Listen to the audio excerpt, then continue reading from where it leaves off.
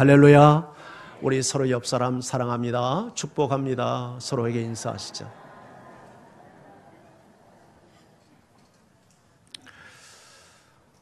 예수님께서 지상에 계시는 동안 그분은 하나님이지만 인간의 몸을 입고 계셨기 때문에 그 누구보다도 많이 기도하시며 우리에게 기도의 본을 보여주셨습니다.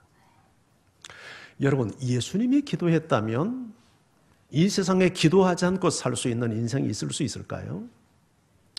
예수님이 기도해 본을 보이셨기에 우리 또한 그 누구보다도 기도하는 사람이 되어야 될 줄 믿습니다. 특별히 유대인들은 하나님 앞에 기도하면서도 사람을 더 의식해서 외식하며 기도하는 체하며 기도했습니다. 이방인들은 기도의 양을 많이 들리면 신이 듣는다고 생각을 해서 의미 없는 말들을 중언부언했습니다. 그런데 예수님은 그렇게 기도해서는 안 된다고 말합니다.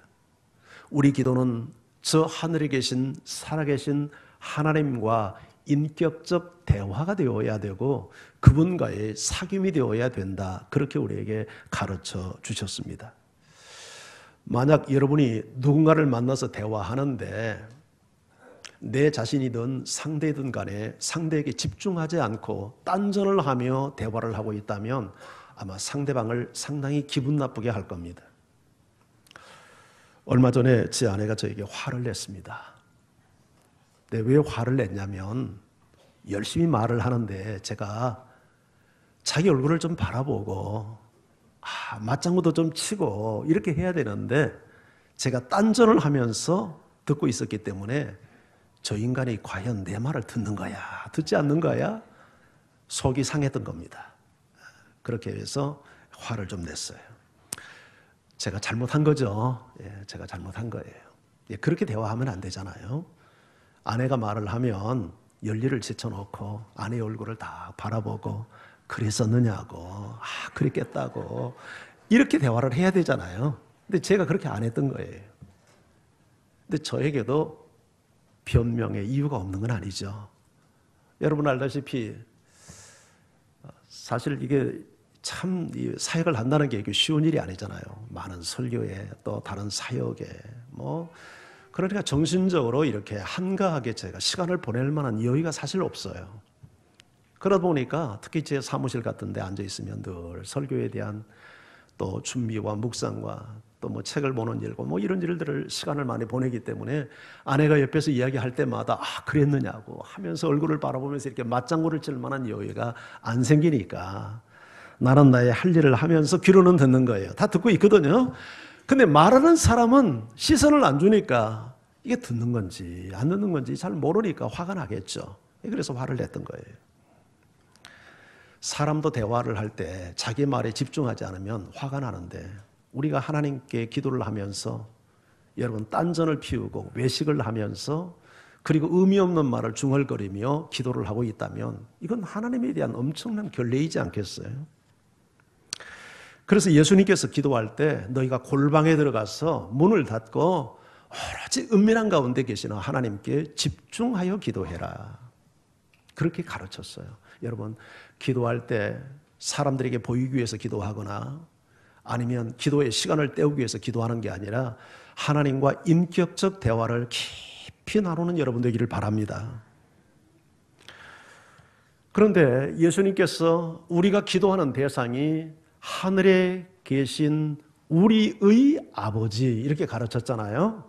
우리는 하늘에 계신 우리의 아버지께 기도해요. 하나님이 우리의 아버지예요. 나의 아버지예요. 여기서 우리의 했을 때 그 의는 소유를 의미하죠. 우리가 하나님을 소유한다는 말이 아니라 내가 하나님을 개인적인 관계 속에서 내 아버지, 우리의 아버지 이렇게 부를 때 사실은 하나님이 내가 하나님의 소유가 되는 거죠. 하나님의 자녀가 되는 거죠. 이것은 무엇을 의미합니까? 내가 하나님께 기도할 때 하나님이 내 인생을 책임져 주신다는 의미 아닙니까? 천지 만물을 창조하신 그 하나님, 지금도 살아서 이 우주 만물을 통치하시는 그 하나님이 나의 아버지가 되시고 나의 하나님이 된다는 건 얼마나 놀라운 은총입니까? 그것도 내가 무엇을 잘해서가 아니라 내가 어떤 무엇을 잘해서 하나님의 자녀가 된 게 아니라 일방적인 하나님의 선택과 예수 그리스도의 공로에 의해서 우리가 하나님의 자녀가 되었습니다. 전적인 하나님의 은혜죠. 할렐루야. 우리가 하나님의 자녀가 되었기에 하나님은 우리 인생을 책임지십니다. 여러분, 얼마 전에 제가 이 한 글을 읽었는데 이런 내용입니다. 미국에서 있었던 일인데 어떤 분이 자기 아버지를 판다는 희한한 광고를 신문에 낸 겁니다. 아버지를 팝니다. 우리 아버지 나이와 또 건강 상태와 또 우리 아버지가 이런 정도의 활동을 할 수 있습니다 하는 내용과 함께 가격은 $10,000 이렇게 아버지를 파는 광고를 냈어요. 근데 재미있는 게 며칠 후에 어떤 젊은이가 아버지를 사겠다고 연락을 온 거예요. 그래서 아버지를 판다는 분이 이야기를 합니다. 내가 아버지를 판다고 했지만 당신은 왜 남의 아버지를 살려고 합니까? 했는데 이분이 사연이 있는 거예요. 어렸을 때 부모가 없이 고아원에서 살았고 그 고아원에서 만난 여자친구와 결혼을 해서 부부가 다 부모가 없는 겁니다. 지금은 결혼을 해서 자녀들을 낳고 어느 정도 안정된 생활을 하고 있어요. 그런데 마음속에 부모가 없이 성장을 하다 보니까 늘 부모님이 있었으면 좋겠다 하는 마음을 갖고 있던 터에 아버지를 판다는 광고가 나오니까 눈이 번쩍 띈 겁니다. 아, 나도 부모님을 소유하게 되었구나. 아버지를 모시게 되었구나. 그래서 기쁨으로 연락을 했다는 거예요. 이야기를 듣고 보니까 참 그 생각이 참 갸륵하잖아요. 그래도 이야기를 했습니다. 아, 그래도 참 남의 노인을 모신다는 것이 이렇게 쉬운 문제가 아니니까 한 번쯤 다 깊이 생각을 해보고 한 일주일 정도 생각을 한 다음에 그래도 당신이 꼭 내 아버지를 사겠다는 생각이 있으면 일주일 후에 연락을 해라. 근데 일주일 후에 또 연락이 왔어요. 우리가 깊게 생각하고 부부가 의논했는데 다 같이 아버지를 사기로 했다고. 아, 그래서 그러냐. 그러면 마지막으로 한 번 더 기회를 줄 테니까 그래도 다시 한번 생각하고 꼭 사겠다는 생각이 있으면 $10,000 가지고 그럼 우리 집에 와서 아버지를 모셔가라. 그리고는 주소지를 일러줬어요. 이 젊은 부부는 아버지를 살 수 있었다는 이 설레이는 기대감을 가지고 차를 가지고 일러준 주소지를 찾아갑니다. 근데 가서 보니까 깜짝 놀랐어요. 미국에서 가장 잘 사는 부자 동네예요. 그리고 주소지를 찾아가 보니까 호화저택이에요. 어리둥절했어요. 혹시 잘못 찾아온 것 아닌가? 주소와 문표를 확인했는데 정확한 그 집이에요. 배를 눌렀더니 하인이 나와서 문을 열어주는데 으리으리한 저택입니다. 마당에 수영장이 준비되어 있고 고급 주택이 있고 저기 승용차가 있고 집 안에 들어가 봤더니 호텔을 능가하는 화려한 저택이에요. 거실에서 노인 한 분이 젊은 부부를 맞이하면서 내가 광고 낸 사람이라고 그러면서 광고를 낸 사연을 이야기하는 겁니다. 이 노인에게는 자식이 없었어요. 그리고 부부하고 살다가 부인이 얼마 전에 세상을 떠났어요. 그러니까 너무 외로운 거예요. 그래서 나에게도 좀 자식이 있었으면 좋겠고 이 많은 재산을 물려줄 자식이 있었으면 좋겠다 하는 뜻으로 거짓 광고를 한 겁니다. 참 아들을 찾기 위해서. 이 돈을 보고 부모를 사겠다는 사람이 아니라 정말 부모가 필요한 사람에게 내가 정말 이 재산을 물려줘야 되겠다. 그리고 그런 사람을 찾아야 되겠다 해서 그렇게 거짓 광고를 냈다고 하며 이렇게 마음씨 착한 자식을 만나게 되어서 너무 기쁘다고. 이곳에 와서 나와 함께 살 의사가 없느냐고. 할렐루야죠. 저는 이 꿈 같은 기사를 읽으면서 바로 이것이 하나님을 우리 아버지로 모실 때 우리가 누리는 특권이구나 하는 생각이 들었습니다. 여러분, 하나님을 우리 아버지라고 부르면 나는 하나님의 자녀가 됩니다. 하나님의 자녀가 되면 하나님의 상속자가 되고 하나님의 상속자가 된다는 것은 하나님께서 주시는 영생을 선물로 받고 천국을 소유하게 되고 이 땅 위에서 하나님의 인도하심과 보호함을 받고 공급함을 받는 특권을 누리게 되는 거예요. 할렐루야. 이게 하나님을 우리 아버지라고 부르는 사람이 누리는 특권이에요. 여러분, 그런데 이 아우구스티스는 이런 말을 했습니다. 하나님은 이 세상에서 나 한 사람밖에 없는 것처럼 나를 사랑하지만 그 하나님은 나 한 사람을 사랑하는 것 같이 모든 사람을 사랑한다. 그래서 하나님은 나의 아버지이지만 우리의 아버지가 되어야 한다. 이렇게 설명을 했어요. 우리 기독교를 흔히 십자가의 종교라고 합니다. 예수님께서 십자가에서 희생을 당하심으로 우리의 모든 죄 문제를 해결하고 구원을 했기 때문에 우리가 기독교는 십자가의 종교예요. 그런데 기독교를 십자가의 종교라고 하는 중요한 또 하나의 의미가 있어요. 여러분, 십자가는 수직 막대기와 수평 막대기가 결합된 사형틀이지 않습니까? 이 자리에서 하나님의 아들 예수 그리스도가 우리를 위해서 희생당하심으로 수직으로는 하나님과의 관계를 회복시켰고 수평으로는 이웃과의 관계를 회복시킨 이 놀라운 사건이 십자가 사건이기 때문에 우리 기독교를 십자가의 종교다, 그렇게 말한단 말이죠. 한마디로 우리 기독교는 수직으로 하나님과의 올바른 관계일 뿐만 아니라 수평적으로 이웃과의, 사람과의 관계가 완성된 종교, 이게 바로 십자가의 종교요 기독교라는 거예요. 한 율법사가 예수님에게 질문을 했습니다. 선생님, 성경에서 가장 중요한 가르침이 무엇입니까? 이 질문을 받고 예수님께서 이렇게 말씀합니다. 마태복음 22장 37절에서 40절.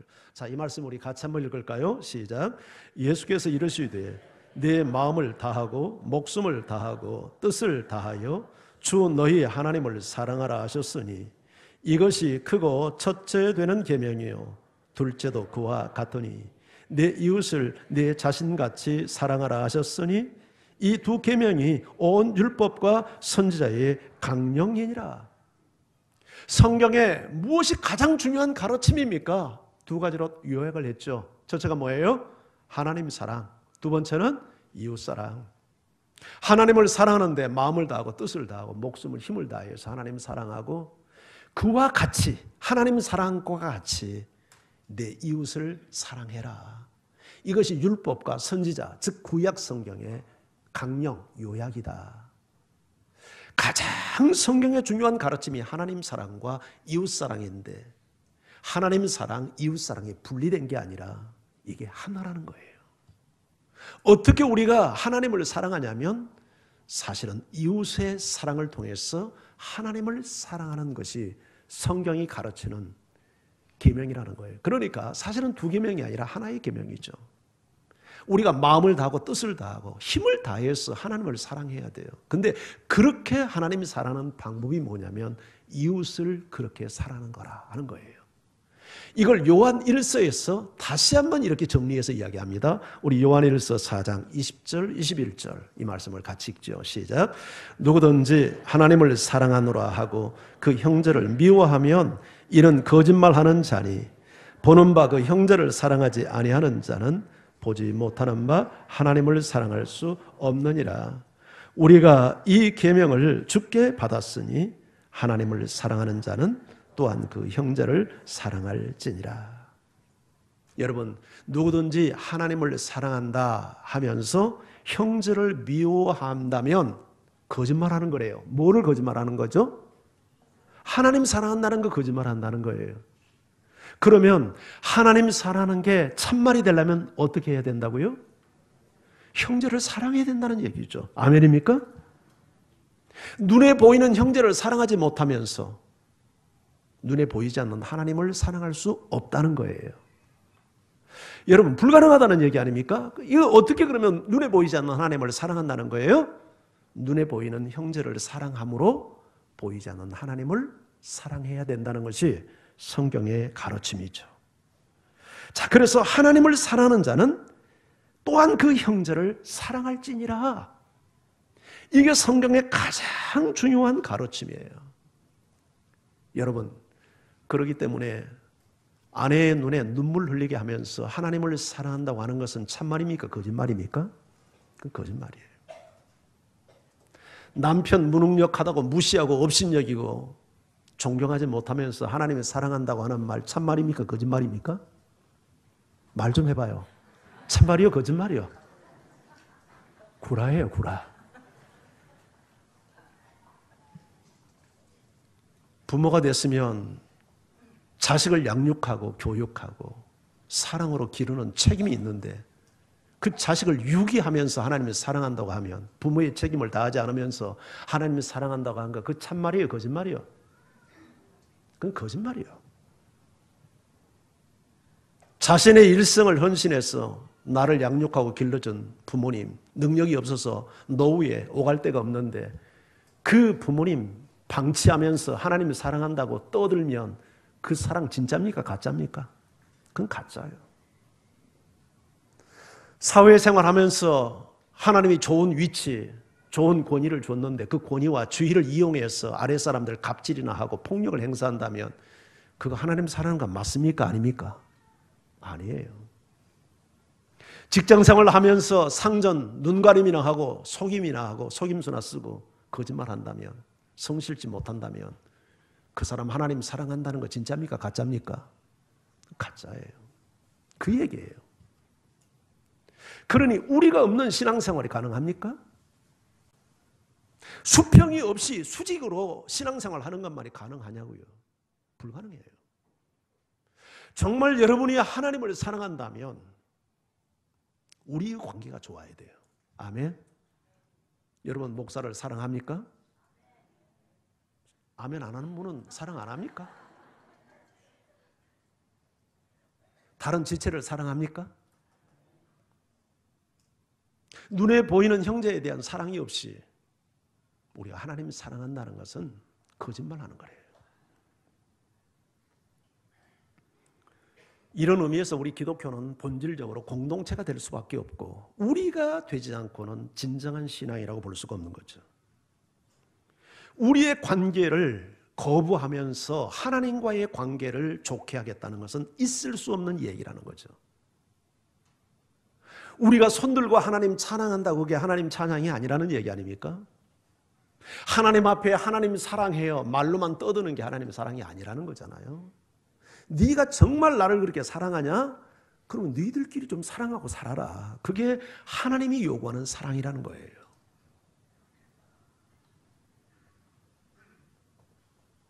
그런데 우리 신앙생활 하는 거 보면 지체와의 관계는 다 차단하고 거부해버리고 담을 쌓고 오로지 하나님과만 상대하겠다는 사람들이 있어요, 없어요? 그거 바른 거예요? 바르지 않은 거예요? 바르지 않은 거예요. 신앙생활은 그렇게 하면 안 되는 거예요. 하나님은 그걸 요구하는 게 아니에요. 네가 정말 나를 사랑하니? 그러면 너희들끼리 잘하고 살아야지. 너희가 우리가 되어야지. 우리가.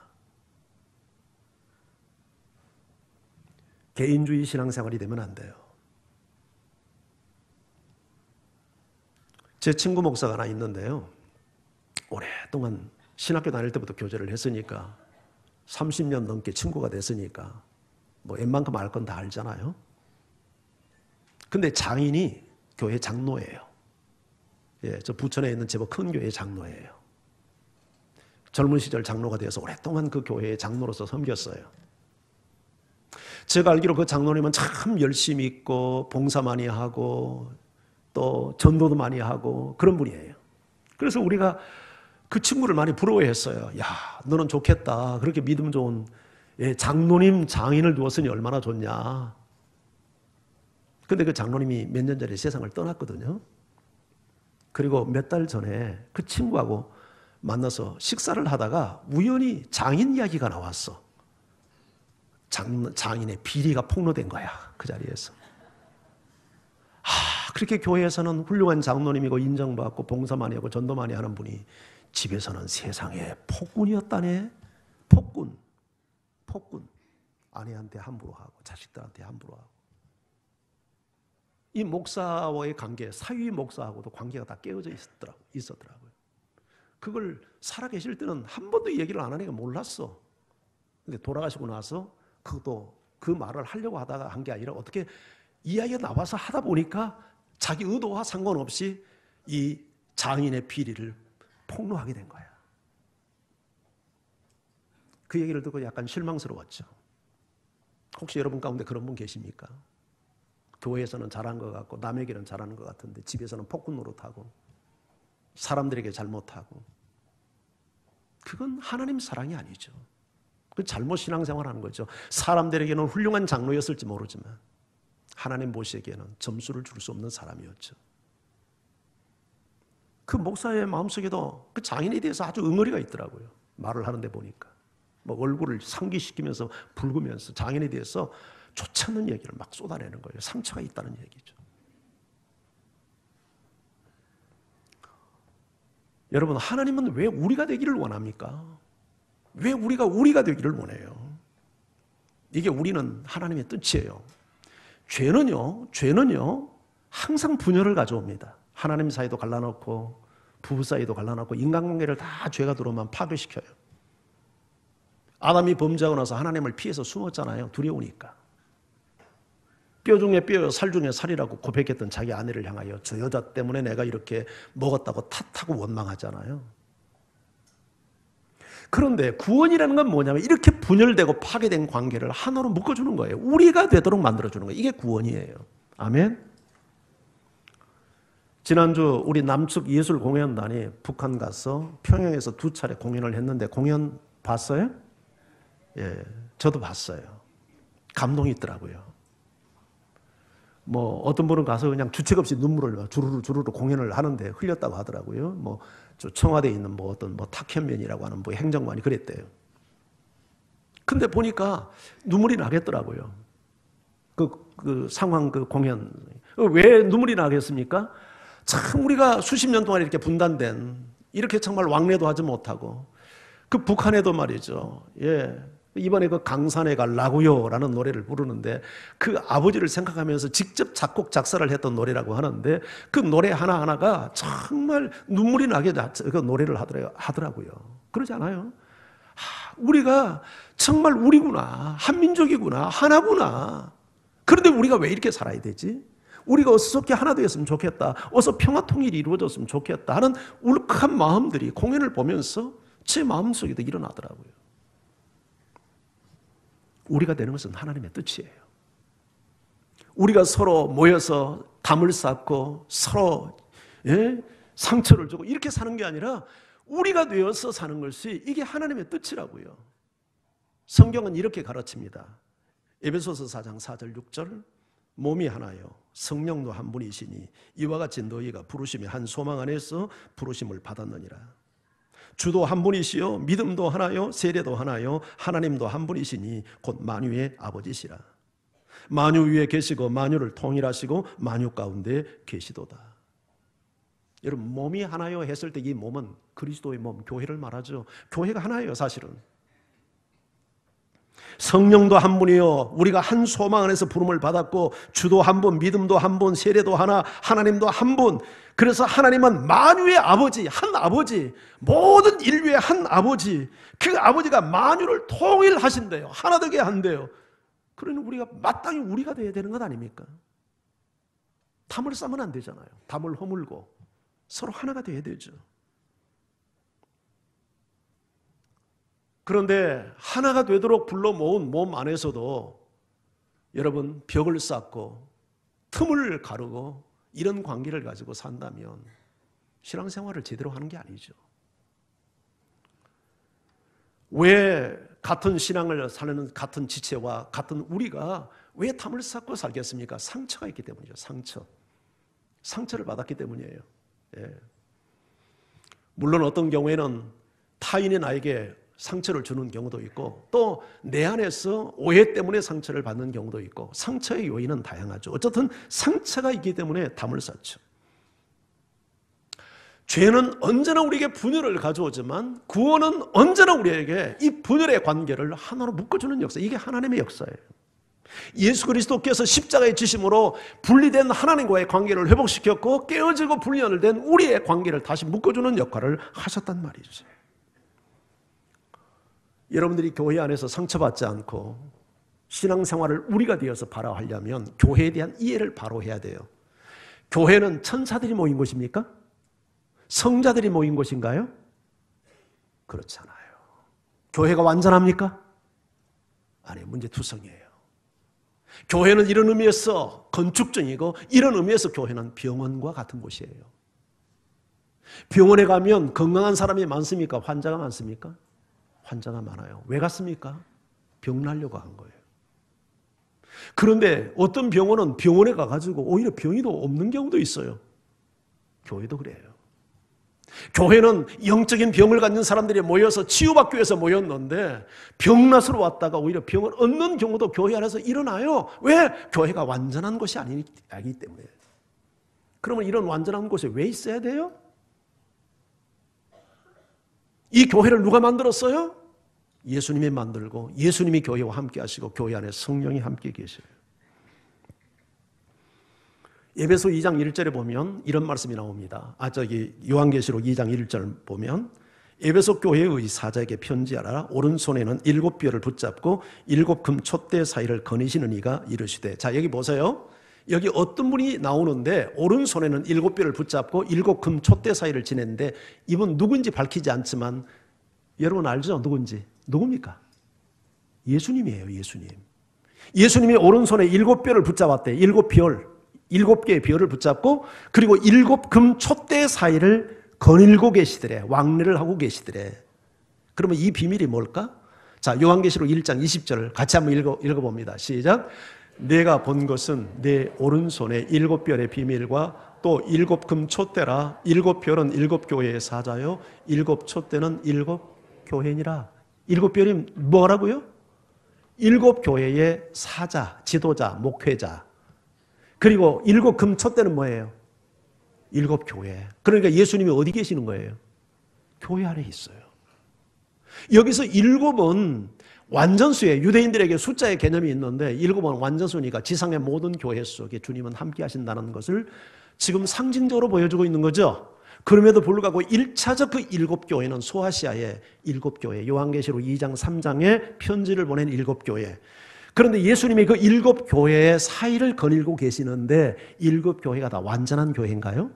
그렇지 않아요.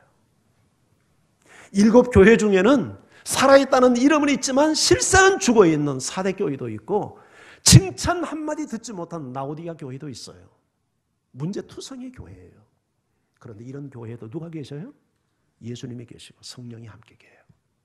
그러니까 우리가 교회에서 상처받았다고 교회 자체를 거부해서 돼요? 안 돼요? 안 돼요. 하나님을 정말 사랑하고 하나님을 잘 믿는다고 하면서도 교회를 거부하는 분들이 있어요. 소위 무교회주의자들. 지성인들 가운데 그런 분들이 많아요. 교회 안 나가는 소위 가난한 신자들. 이게 신앙생활을 제대로 한 것입니까? 교회를 하나님이 세웠고 주님이 교회 안에 계시고 성령이 교회 안에 계시고 이렇게 부족한 교회를 통해서 주님은 지금도 교회를 통해서 일하시고 교회를 통해서 구원의 역사를 이루어 가는데 이 땅에 만약 교회가 부족하다고 해서 교회를 다 없애버리면 구원의 역사가 일어날까요? 여러분이 구원받을 수 있었어요? 불가능해요. 그러니까 교회 안에서 상처받았다고 교회를 거부하거나 지체들끼리 담을 쌓고 살거나 그래서는 안 돼요. 교회를 소중히 여기고 교회를 세우고 우리는 교회가 정말 건강하게 성장해 갈 수 있도록 교회를 위해서 기도해야 돼요. 교회 안에 그리고 교회 밖에서 어떤 차별이 있어서도 안 돼요. 자, 로마서 10장 우리 12절 말씀을 한번 읽어볼까요? 자, 로마서 10장 12절 시작. 유대인이나 헬라인이나 차별이 없습니다. 한 분이신 주께서 모든 사람의 주가 되사 그를 부르는 모든 사람에게 부유하시도다. 2000년 전 유대인과 헬라인 사이에 차별이 있었을까요? 없었을까요? 헬라인은 이방인의 대표예요. 유대인들이 이방인을 사람 취급했나요? 안 했나요? 안 했어요. 벌레지 취급했어요. 상종을 할 수 없는 인간들로 생각을 했어요. 이게 유대인들의 선민 사상의 잘못된 생각이죠. 그런데 지금 주께서 뭐라고 말하냐면 유대인과 헬라인 사이에 차별이 없다. 한 분이신 주께서 모든 사람의 주가 된다. 유대인의 주도 되고 헬라인의 주도 된다. 예수님이 오셔서 차별을 철폐했다는 거예요. 그래서 교회 안에 차별이 있으면 안 돼요. 여러분, 그런데 우리가 살아가는 세상에는 차별이 있습니까? 없습니까? 있어요? 없어요? 무슨 차별이 있던가요? 신분의 차별, 빈부의 차별, 남자와 여자의 성차별, 전라도와 경상도의 지역차별, 그리고 백인이냐 흑인이냐 황색인종이냐는 인종차별. 지금도 여러분 아주 팽배합니다. 얼마 전에 강원랜드 취업비리 200 몇십 명 실격당했죠. 전부 다 있는 사람들이 여러분 청탁해가지고 취업이 된 사람들이에요. 그래서 그거 대통령의 명령으로 취소시키라고 했잖아요. 금융감독원에서 힘 있는 사람들이 압력 나가지고 하나은행에서 여러분 실력대로 하지 않고 실력 없는 사람들이 취직했다. 그것도 또 캔슬됐잖아요. 세상에는 이처럼 빈부와 여러분 주의고하의 이런 차별들이 지금도 존재해요. 남자와 여자의 성차별이 지금도 존재해요. 인종차별이 지금도 존재해요. 그런데 여러분 차별을 당하는 사람의 입장에서 보면 얼마나 이게 가슴 아픈 일이에요. 차별하면 돼요, 안 돼요? 돼요, 안 돼요?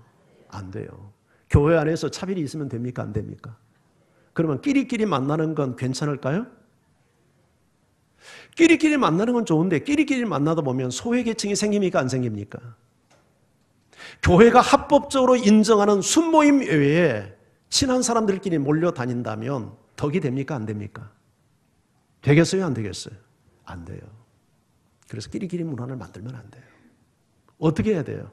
모두가 하나 되고 서로 하나 돼야 돼요. 금을 긋고 너는 여기 들어오면 안 돼.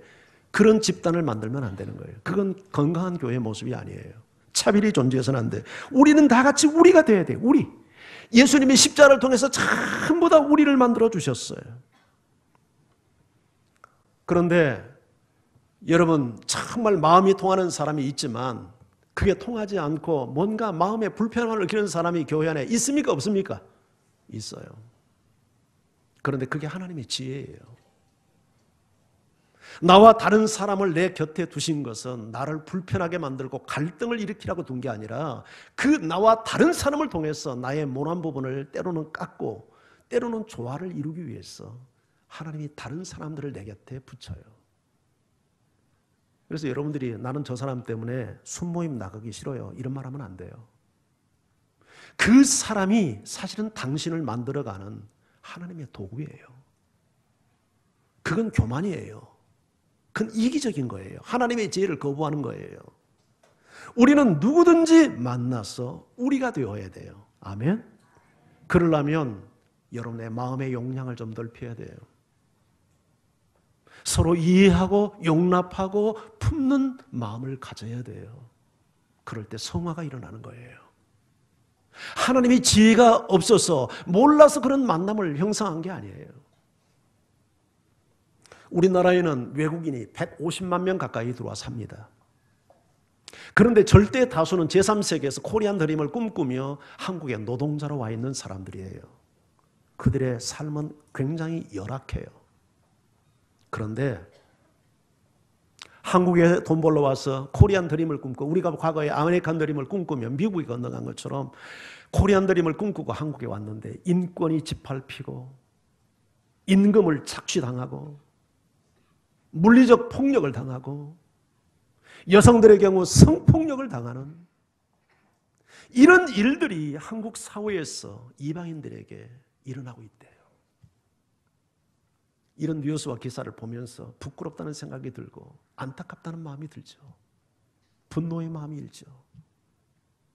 혹시 여러분 가운데 뭔가 약자가 있어서 그런 경우가 있다면 절대 그런 악을 범치 않기를 바랍니다. 하나님은 고아와 과부를 돌보고 나그네를 대접하라고 우리에게 가르치잖아요. 그게 하나님의 마음이고 그리할 때 진정한 우리가 형성되는 것 아니에요. 그런데 나와 다르다고 나보다 열등하다고 인간적 기준을 가지고 그를 무시하고 차별하고 그건 하나님의 방법이 아니에요.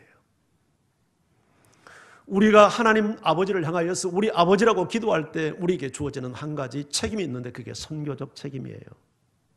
진정한 우리는 교회 안에만 있는 게 아니라 교회 밖에도 우리의 형제들이 있어요. 잃어버린 형제들이 아직도 있다고요. 우리도 과거에는 잃어버린 자 아니었습니까? 그런데 먼저 하나님 안에서 자녀된 사람들이 우리에 대한 부담감을 가지고 우리에게 복음을 전해줬기 때문에 우리도 하나님의 자녀가 되어서 하나님을 우리 아버지라고 부를 수 있게 된 거 아니에요? 지금도 세상 밖에서 하나님을 우리 아버지라고 불러야 될 수많은 우리의 이웃들이 있어요. 그들에 대한 선교적 책임을 우리가 무시하면 안 돼요. 오늘날 교회에서 전도하라고 하면 은혜 받습니까? 신경질 납니까? 신경질 납니다. 저 목사가 아주 성장주의에 사로잡혀가지고 우리를 들들 볶는다고 콧방귀 팡 뀌고 마음을 열지 않습니다. 지금 교회가 병들어가고 있는 것입니다.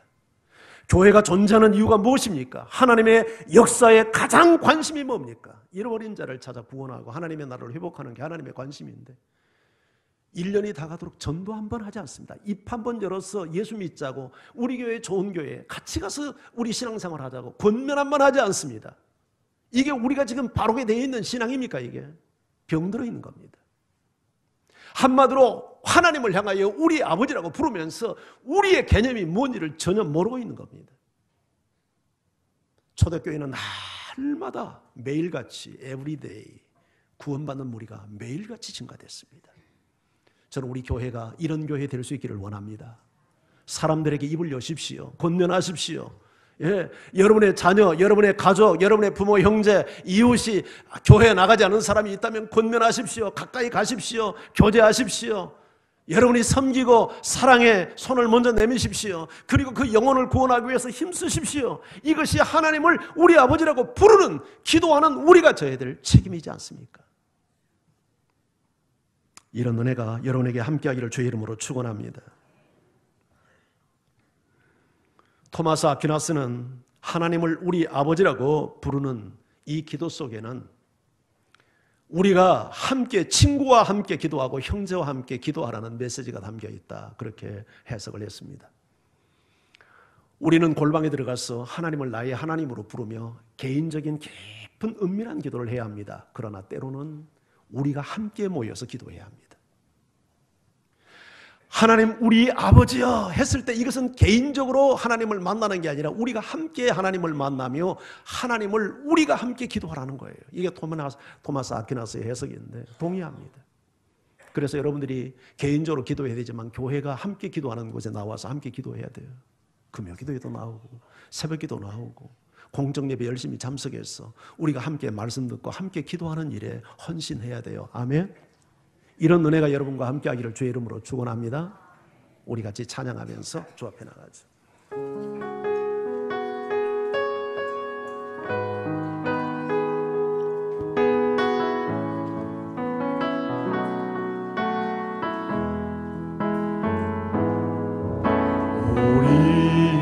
우리 함께 기도해 배 나와 무릎 꿇고 긍휼 베푸시는 주 하늘을 향해 두 손 들고 하늘 문이 열리고 은혜의 빗줄기 이 땅 가득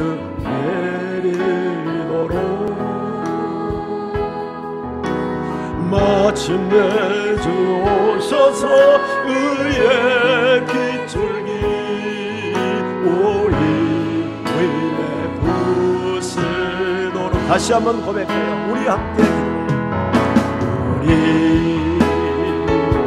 우리 함께 기도해. 주 앞에 나와 무릎 꿇고 베푸시는 주 하늘을 향해 두 손 들고 하늘 문이 열리고 은혜의 빗줄기 땅까지 내리도록 마침내 오셔서 의의 빗줄기 우리 위에 부으시도록 하늘 문이 열리고 하늘 문이 열리고 은혜의 빗줄기 이 땅까지 내리고 마침내 오셔서 의의 빗줄기 우리 위에 부으시도록 같이 기도하기 원합니다. 사랑하는 성도 여러분, 예수님은 우리가 기도할 때 하늘에 계신 우리 아버지여 이렇게 부르며 기도하라고 가르쳤습니다. 우리는 예수님을 통해서 하나님과의 관계가 회복됐을 뿐만 아니라 모든 사람과의 관계도 함께 회복이 됐습니다. 우리는 그것을 주장하며 누려야 합니다. 이웃과 옆사람과 담을 쌓고 하나님과 바른 관계를 갖는 게 아닙니다. 죄는 우리에게 분열과 파괴를 가져오지만 구원은 하나됨을 이룹니다. 반드시 우리가 되어야 합니다.